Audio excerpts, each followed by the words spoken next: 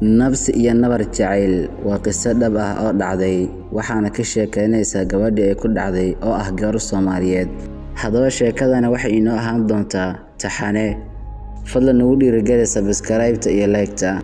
Samira waa agoon, waxay wax ka baran jirtay dugsiga agoomaha. Samira waxay ka dhalatay qoys danyar ah, waxay la dhalatay 2 wiil.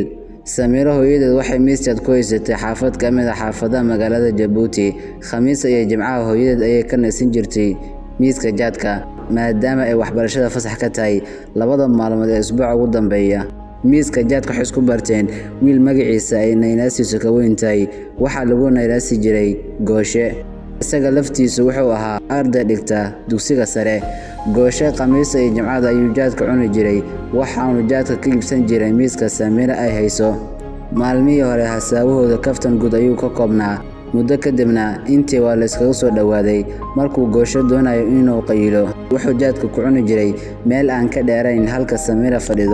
intaa kadibna wuxuu soo gaaray Samira barbarkeeda. Habeenkii markay Samira sii raawaxaysana wuu sii dhaweyn jiray. Waqtigaas Gooshe wuxuu ku jiray sanadkii ugu dambeeyay ee dugsiga sare, waxaanu isku diyaarinayay inuu galo kulliyadda tababarka macallimiinta.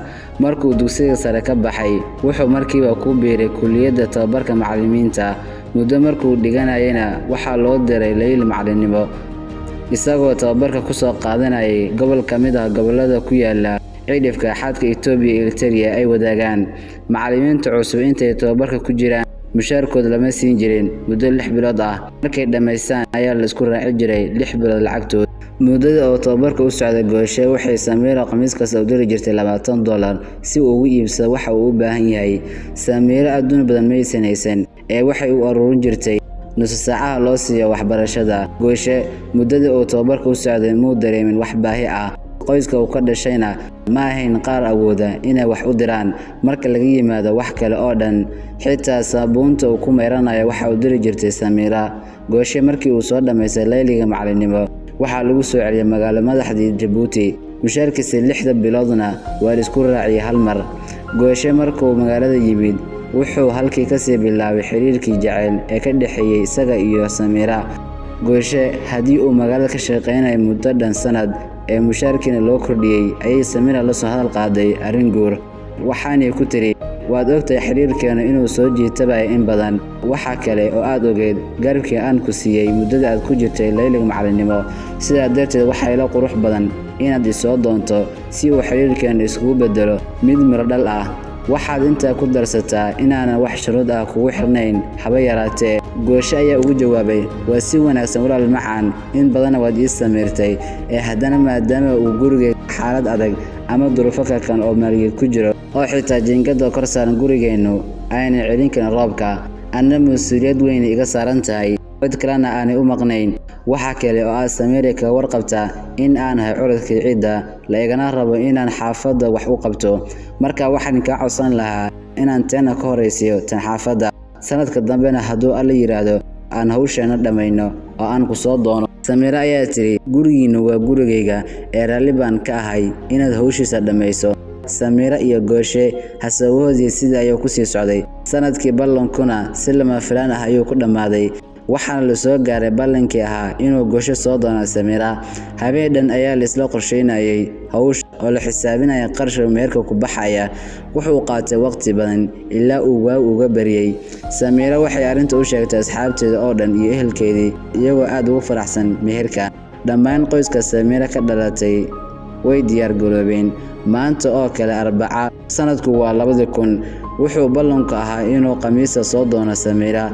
arrintii oo sida la og yahay ayaa iska bedeshay dhinaca Gooshe, waxaana soo baxay qiyaamo uu Gooshe sanadkii ugu dambeeyay qarsanayay oo ahayd inuu Gooshe la sheekaysanayay gabar kale oo la yiraahdo Ubax.